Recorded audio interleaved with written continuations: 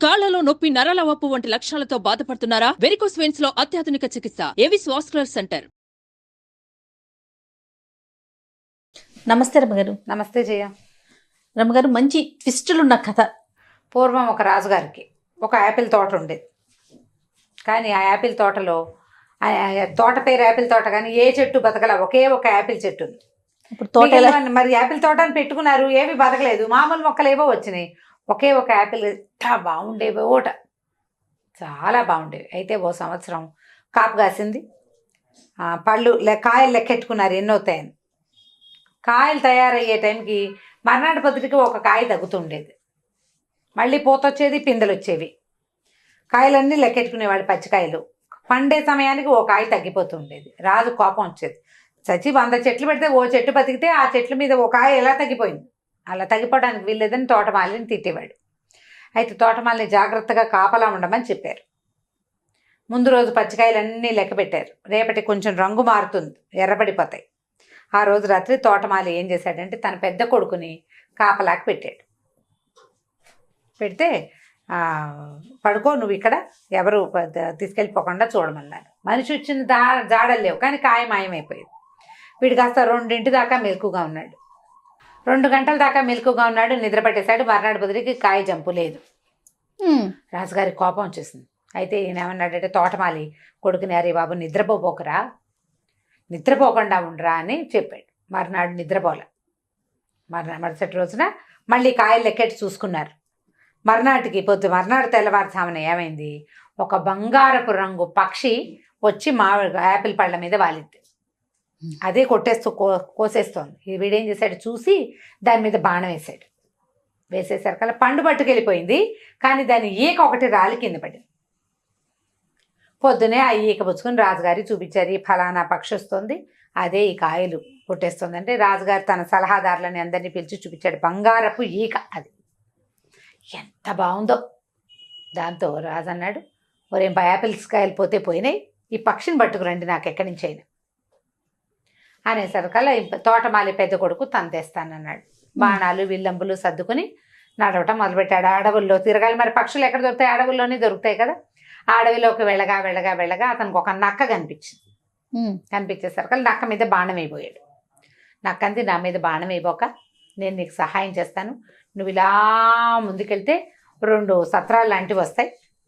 ఒకటేమో అంటే మన సత్రమే అదే, ఒకటేమో చాలా పాష్గా గ్రాండ్గా ఉంటుంది, అందులోకి వెళ్ళొద్దు. రెండోది కొంచెం పేదగా ఉంటుంది, అందులో అన్నం తిను నువ్వు అని చెప్పింది. చెప్పేసరికల్ బోడి నక్క మాట వినేది ఏమిటని వీడు ఏం చేశాడు, బాణం లాగి పెట్టాడు, కొట్టేశాడు దాన్ని నక్కని. కానీ నక్కకి తగల, నక్క ఒక జంపు చేసి పారిపోయింది. ఓకే. వీడు అలా నడుచుకుంటూ వెళ్తే సరే మొత్తానికి ఓ చోట 2 సత్రాలు కనపడ్డాయి. ఒకటి చాలా చక్కగా మెరిసిపోతూ నీట్గా ఉంది, లోపల నుంచి సంగీతాలు వాద్యగోష్ఠులు వినపడుతున్నాయి, ఈ వాసనలు ఘుమఘుమలాడిపోతున్నాయి. రెండో సత్రం పాతగా పురాతనంగా ఏదో పాడుబడిపోయినట్టు. ఇక్కడ ఉన్నారు 2-3 మనుషులు, ఏదో వండుతున్నారు. వీడు ఈ దొక్కల దాంట్లోకి ఎవరు వెళ్తారు, ఇది చాలా బాగుందని ఆ మంచి దాంట్లోకి వెళ్ళాడు. అది ఆల్రెడీ నక్క చెప్పింది కదా, చెప్పింది అయినా సరే నక్క మాట వినేదేమిటి, అదే కదా అని చెప్పి వెళ్ళిపోయాడు. వెళ్ళంగానే లోపల బ్రహ్మాండంగా తిండి తిప్పలు అవి ఇవి ఉన్నాయి, శుభ్రంగా తాగేశాడు, తినేశాడు. ఈ నక్క మర్చిపోయాడు, పక్షి మర్చిపోయాడు, నాన్న లేదు అమ్మ లేదు, వాడు అక్కడే ఉండిపోయాడు. ఎన్ని రోజులైనా రాలా. రెండో అబ్బాయి బయలుదేరాడు. మరి రాజుగారికి బంగారు పక్షిని తెస్తామన్నారు కదా, రెండో అబ్బాయి కూడా నక్క కనపడింది. నక్క సేమ్ డిట్టో ఇదే చెప్పింది, ఈ 2 ఇళ్ళు ఉన్నాయి, ఆ ఇంట్లోకి వెళ్ళబోక ఈ ఇంట్లోకి వెళ్ళు అని. వినలా. వీడు కూడా ఆ ఇంట్లోకి వెళ్ళి అన్నయ్యతో జాయిన్ అయిపోయి వాడు కూడా అక్కడే ఉండిపోయాడు. నెలలు గడిచిపోయినాయి. అప్పుడు ఈ తోటమాలి 3వ కొడుకు రోజు మా యాపిల్ చెట్టుకి కాపలా పడుకునేవాడు. నాన్న నేను వెళ్తాను, నాన్న అంటే వాళ్ళ నాన్న అన్నాడు, ఒరే ఏం ప్రమాదము, 2 పిల్లల్ని పోగొట్టుకున్నావు, నిన్ను పోగొట్టుకోలేను నాయన అని ఎంత బతిమలాడినా వాడు వినలా. అన్నయ్యలకి ఏమైందో కూడా తెలుసుకోవాలి కదా మరి మనం. ప్రమాదం అనిపిస్తే వెనక్కి తిరిగి వచ్చేస్తా, నేను ముందుకెళ్ళను అని చెప్పాడు. చెప్పేసి ఇక రాజుగారి కోసం ఆ బంగారు పక్షిని తేవడానికి బయలుదేరాడు. నక్క కనపడింది. నక్క ఏం చెప్పిందంటే 2 సత్రాలు వస్తాయి, దాంట్లో ఉండకు, దీంట్లో ఉండు అంటే సరే అన్నాడు. యాజ్ ఇట్ ఈస్ సరే అన్నాడు. బాణం వేయలా. వాళ్ళిద్దరూ బాణం వేశారు. వీడు బాణాలు వేసేవాడు కొంచెం బెతకవాడు. అని అక్క చెప్పింది, నువ్వు ఓ పని చెయ్యి, నా తోక మీద కూర్చో, నిన్ను క్షణంలో తీసుకెళ్తా అక్కడికంతే, చూద్దాం అని తోక మీద కూర్చున్నాడు. అది రైమని లేడ్లాగా పరిగెత్తి ఆ సత్రాల దగ్గర దింపింది. ఓ సత్రం గ్రాండ్గా ఉంది, ఓ సత్రం సింపుల్గా ఉంది. మనకి గ్రాండ్ ఎందుకు, మన బతుక్కి తోటమాలి కొడుకుని నేను అని చెప్పి వీడ మామూలు సత్రంలోకి పోయాడు. శుభ్రంగా అక్కడ తిన్నాడు. తిన్న తర్వాత బయటకు వచ్చాడు బయలుదేరటానికి. అప్పుడు నక్క ఏం చేసిందంటే, నువ్వు బాగా ముందుకెళ్ళు, నీకు ఒక పెద్ద కోట కనిపిస్తుంది దుర్గంలాగా, దుర్గంలోకి వెళ్ళు. లోపల అందరూ సైనికులు వాళ్ళు వీళ్ళు పడుకుంటారు. నువ్వు వెళ్ళేసరికి చీకటి పడిపోతుంది. అక్కడ నీకు బంగారు పక్షి కనపడుతుంది. అయితే అది ఒక కర్ర పంజరంలో పెట్టి ఉంటుంది. పక్కనే ఒక బంగారు పంజరం ఉంటుంది. పొరపాటును కూడా ఈ పక్షిని బంగారు పంజరంలో పెట్టద్దు, కర్ర పంజరాన్ని చేత్తో పుచ్చుకొచ్చేసి అని చెప్పేసరికి సరేనన్నట్టు ఆ తోక మీద కూర్చో, దుర్గం దగ్గరికి తీసుకెళ్తానంది. తోక మీద కూర్చున్నాడు. కూర్చోగానే అది రైమని తీసిపోయింది. ఆ దుర్గం దగ్గర దింపింది. వీడి లోపలికి అట్లా నడుచుకుంటూ వెళ్ళాడు. అందరూ పడుకున్నారు. ఈ పక్షి కనిపించింది. ఎంత బాగుందో, మెరిసిపోతుంది. కాకపోతే దాన్ని పెట్టిన పంజరము ముఖా చక్కగా ఉండి ఏమిటో కట్లుగా ఉండి ఏమీ బాగుండలే. పిచ్చి పంజరంలో పెట్టారు. ఇంత అందమైన పక్షిని చక్కటి దాంట్లో పెట్టద్దు. చూస్తే అక్కడ మెరిసిపోతున్న ఒక బంగారు పంజరం కనపడింది. నక్క చెప్పింది, కానీ వీడికి ఈ కర్ర పంజరంలో ఆ పక్షిని ఉంచబుద్ధి కాల. ఎలాగైనా మార్చేద్దామనిపించింది. ఆ పక్షిని తీసి బంగారు పంజరంలో పెట్టాడు. పెట్టంగానే అది ఉకి నరిచేసి కేకలు పెట్టేసింది. ఆ పక్షి అరిచేసరికల్లా మొత్తం సైనికులంతా లేచిపోయారు, పట్టేసుకున్నారు. ఆ దుర్గన్ రాజుగారి దగ్గరికి తీసుకెళ్ళారు. రాజు అన్నాడు, నువ్వు ఈ పక్షిని పట్టుకొచ్చి చేసావు, నీకు ఈ పక్షి కావాలంటే నాకు బంగారు గుర్రం ఒకటి ఉంటుంది, ముందు ఎక్కడో దొరుకుతుంది, ఆ బంగారు గుర్రాన్ని తెచ్చిపెట్టు, ఈ బంగారు పక్షిని తీసుకెళ్ళు. బంగారు పక్షి ఎలాగూ కావాలి. సరేననుకున్నాడు. బయటికి రాగానే నక్కని చూసావని నేను చెప్పిన మాట వినలేదు నువ్వు, సరే పోనీ కానీ ఇప్పుడైనా కూడా మళ్ళీ నా తోక మీద కూర్చో. ఇంకా ముందుకెళ్తే ఇంకో దుర్గం కనపడుతుంది, అక్కడ మనకి గుర్రం కనిపిస్తుంది. కానీ ఈ గుర్రం మీద జీను వేసి తీసుకురావాలి నువ్వు బయటికి. అక్కడ మామూలు జీను, తోలు జీను ఉంటుంది, బంగారపు జీను ఉంటుంది. మామూలు జీనే వేసి తీసుకురా, బంగారపు జీను వేయబోక అని చెప్పింది. అక్కడికి వెళ్ళాడు. ఆ బంగారపు రంగులో మెరిసిపోతుంది. దానికి తోక కూడా కుచ్చు, బంగారపు కుచ్చు. దాని మొహం మీదకు ఉండే జూలు కూడా అంతే, చెవులు ఇట్లా నిలబడి బంగారపు రంగు చెవులు ఎంత ముద్ద చేస్తుందో, అది ఎంత బాగుందో. అయితే ఏమైంది, అక్కడ ఉన్న జీనులు వెతికాడు. దాన్ని గుర్రం మీద ఎక్కాలంటే జీన్ వేసుకుని కదా ఎక్కాలి. జీన్ వేసుకోవాలి, కాళ్ళకి రికాబులు కింద పట్టుకునేవి రావాలి, దాని మూతికి ఒక కళ్ళెం కావాలి, ఇన్ని కావాలి. ఇవన్నీ చూస్తే వాడికి ఒక బంగారపు జీను, ఒక మామూలు జీను కనపడ్డాయి. ఈ పిచ్చి జీను వేసి గుర్రాన్ని అవమానించకూడదు, బంగారపు జీనే వేద్దాం అనుకున్నాడు. ఏమవుతుంది మహా అయితే ఆ బంగారపు జీను ఏం కానీ అది కేవమని సైకిల్ ఇచ్చింది ఆ గుర్రం. అందరూ జనాలు నిద్ర లేచేశారు. రాత్రిపూట అయినా కూడా పట్టేసుకున్నారు వాడిని. రాజుగారి దగ్గరికి తీసుకుపోయారు. రాజు అన్నాడు, మరి అవతల ఇక్కడి నుంచి చాలా ముందుకెళ్తే దుర్గంలో ఒక అందమైన రాజకుమార్తె ఉంది. నీకు ఈ బంగారపు గుర్రం కావాలంటే నువ్వు ఆ రాజకుమార్తెని తెచ్చిపెట్టు, నాకు ఆ అమ్మాయిని నాకు తెచ్చివు, గుర్రాన్ని నీకు ఇచ్చేస్తాం. ఈ గుర్రాన్ని పట్టుకెళ్ళిస్తే బంగారపు చిలక వస్తుంది. ఆ బంగారు చిలక దొరికితే అన్నయ్యలు దొరుకుతారని వాడు ఆశపడ్డాడు. వాడికి అన్నయ్యలు కావాలి. మరి సరే ఏమనుకున్నాడు, సరేనని వెళ్తానన్నాడు. బయటకు వస్తే నాకు అది మాట వినమేమిటో, నువ్వు భలేవాడివి, ఇప్పుడైనా నా మాట విను, ఇప్పుడు ఆ దుర్గం దగ్గరికి తీసుకెళ్తా. ఒక రాజకుమార్తె ఉంటుంది, కనపడంగానే అమ్మాయిని ముద్దు పెట్టేసుకో, నీ మాట వింటుంది, వచ్చేస్తానంటుంది, నీతో ఒప్పుకుంటుంది. మా అమ్మ నాన్నకి బాయ్ చెప్పొస్తా అంటుంది, చచ్చినా ఒప్పుకోవద్దు. అమ్మ నాన్నకి బాయ్ మాత్రం చెప్పకూడదు. అమ్మాయి ముద్దు పెట్టుకో, తీసుకొచ్చేసి. నువ్వు ముద్దు పెట్టుకున్నాక అమ్మాయి నిన్ను కాదండి, నీ వెనకాల వస్తుంది, తప్పకుండా నిన్ను ప్రేమిస్తుంది అంటే సరేనన్నాడు. ఆ కొత్త సౌధానికి మళ్ళీ తోక మీద కూర్చోబెట్టుకుని ఈ నక్క తీసుకుపోయింది. ఆ సౌధంలోకి వెళ్ళాడు. ఎంత బాగుందో అమ్మాయి, భలే అందంగా ఉంది. వీడు వెళ్ళగానే తటాలు నా పిల్లని కావలించుకుని బుగ్గల మీద ముద్దు పెట్టుకున్నాడు. ముద్దు పెట్టుకోగానే నేను అమ్మాయి ఏమందంటే, నువ్వు నాకు ఎంతో నచ్చావు, నేను నిన్ను ప్రేమిస్తున్నాను, నీతో వచ్చేస్తాను, తీసుకెళ్ళిపో అని. సరే పద వెళ్ళిపోదాం అన్నాడు. వెళ్ళిపోదాం అనగానే మా అమ్మ నాన్నకి చెప్పొస్తానే అంది. మీ అమ్మ నాన్నకి చెప్పొద్దన్నాడు వీడు. అక్కర్లేదు వెళ్ళిపోదాం అన్నాడు. ఏ అమ్మాయి ఏడవటం మొదలుపెట్టింది. అయినా సరే ఒప్పుకోలే వాడు. ఏమైనా సరే అన్నాడు. ఆ పిల్ల ఇంకా లవలవా ఏడ్చేసి లాగినా కూడా లాక్కండి అక్కడే నిలబడి ఏడుస్తుంది. ఇంత ఏడిపిస్తే ఎట్లా పాపం అమ్మాయిని, సరే పోన్లే వాళ్ళ అమ్మ నాన్నకి చెప్పొస్తుందని వదిలిపెట్టి వదిలేసరికల్లా ఇది వెళ్ళి వాళ్ళ నాన్నకి చెప్పగానే వాళ్ళ నాన్న అన్నాడు, ఎవరెవరా వాడెవరితోటో వెళ్ళిపోతావా, అని వాడిని పట్టేయండి రా వాడిని అన్నారు. వాడిని కాస్త పట్టేసుకున్నారు. అయ్యో నక్క చెప్పిన మాట వినకపోతేనే దీన్ని అనవసరంగా వదిలిపెట్టాను, దీని కన్నీళ్లలో కరిగి ప్రవహించి అది వెళ్ళిపోయి ఈ పని చేశాను, ఇప్పుడు ఏం చెయ్యాలి అని ఆలోచించుకున్నాడు. ఈ లోపల రాజు అన్నాడు, నా కిటికీ ఎదురుగుండా నీకు ఈ అమ్మాయి కావాలంటే నేను కిటికీ ఎదురుగుండా ఒక కొండ అడ్డం వస్తుంది నాకు, నేను ఎంత బయటకు చూద్దామంటే ఆ కొండంతా అడ్డం వచ్చి కనపట్టాల, కొండ తవ్వే తెల్లారేసరికల్లా తవ్వేస్తే ఈ అమ్మాయిని నీకు ఇస్తానన్నాడు. సరే తవ్వుతానన్నాడు. తెల్లారేసరికి ఆ కొండ దగ్గరికి వెళ్ళాడు. నాకు వచ్చింది, నేను చెప్పా కదరా నాయన ముందే నీకు, సరే పోన్లే నీ బదులు నేను పని చేస్తాను, నువ్వు పోయి మా రాజకుమార్తె దగ్గర పడుకో, వెళ్ళిపో, లోపలికి వెళ్ళిపో, రేపు పొద్దుటికి సరిపోతుందని తెల్లవారేసరికి మొత్తం కొండంతా తవ్వే అవతల బారేసేసింది అన్నక్క. తవ్వేసేసరికి అలా వాళ్ళు ఏం చేశారు, తవ్వేశాడు కదా మరి ఒప్పుకున్నారు కదా, రాజకుమార్తెని ఇచ్చేశారు. రాజకుమార్తెని తీసుకుని బయటకు వచ్చాడు. బయటకు వస్తే నక్క ఏం చెప్పిందంటే, నువ్వు మంచివాడి పోయి నువ్వు ఓ పని చేద్దాం, నువ్వు రాజకుమార్తెతో పాటు గుర్రాన్ని పక్షిని కూడా నువ్వే తీసుకెళ్ళిపోదు కానీ నువ్వేం చేస్తావంటే రాజకుమార్తెని తీసుకెళ్ళి చూపిస్తావు వాళ్ళకి, వాళ్ళు నీకు గుర్రాన్ని ఇస్తారు, నువ్వు గుర్రం బాగా నడుస్తుందో లేదో చూస్తానని గుర్రం ఎక్కువ, అమ్మాయిని ఒక లాగి ఎక్కి మీద కూర్చోబెట్టి తీసుకో, పారిపోయి బయటికి, ఇక అక్కడ అందద్దు, గుర్రం ఎక్కేవా నిన్నెవరూ పట్టుకోలేరు, కింద నుంచి పరిశీలించద్దు, ఎక్కేకే పరిశీలించాలి నువ్వు అనేసరికి వీడు మళ్ళీ వెనక్కి వెళ్ళాడు. ఆ ముందు బంగారపు గుర్రం ఆస్థానం ఉందిగా అక్కడికి వెళ్ళాడు. వెళ్ళి రాజకుమార్తెని చూపించాడు. వాళ్ళు ఆశ్చర్యపోయారు, అబ్బా ఎంత అందగత్తే అన్నారు. సరే మరి గుర్రం ఇస్తాన్నారు కదా ఇవ్వండి అన్నాడు.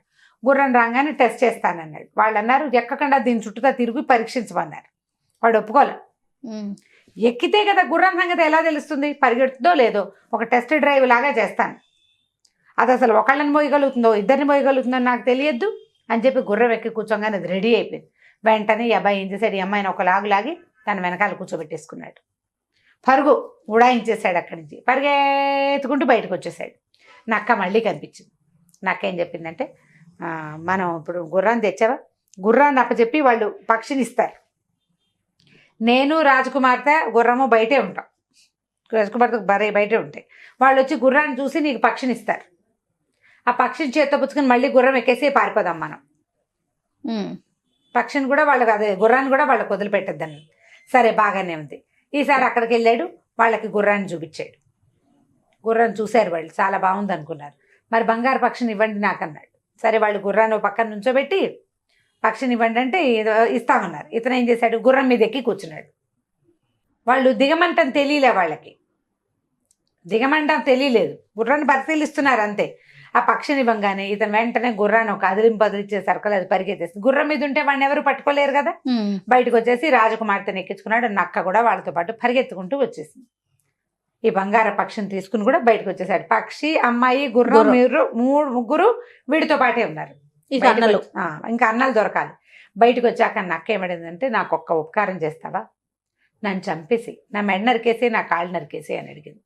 ఈ రాజకుమారుడు ఒప్పుకోవాలి, నేను అట్లాంటి పని చేయను, నీకు నక్క జన్మ అంటే ఎంత విసుగున్నా సరే నువ్వు నాకు సహాయం చేసావు, సహాయం చేసిన వాడికి అపకారం చేయొచ్చా, నేను ససేమిరా చేయనంటే నక్క కొంచెంసేపు ఏడ్చింది. సరేలే నువ్వు చెయ్యవు, నాకు తెలుసు నువ్వు మంచివాడివి, మరి సరే ఓ పని చెయ్యి, నువ్వు వెళ్ళే దారిలో నీకు 2 సలహాలు చెప్తాను. ఎప్పుడు ఉరివేయబడుతున్న వాళ్ళని ఆపద్దు, ఉరిశిక్ష పడే వాళ్ళని ఆపడానికి ట్రై చేయొద్దు. తర్వాత నదీ ప్రాంతంలో, నదీ తీరంలో పడుకోవద్దు. ఈ 2 చేయబోక జాగ్రత్తగా వెళ్ళు, ఈ అమ్మాయిని తీసుకుని వెళ్ళిపో నువ్వు.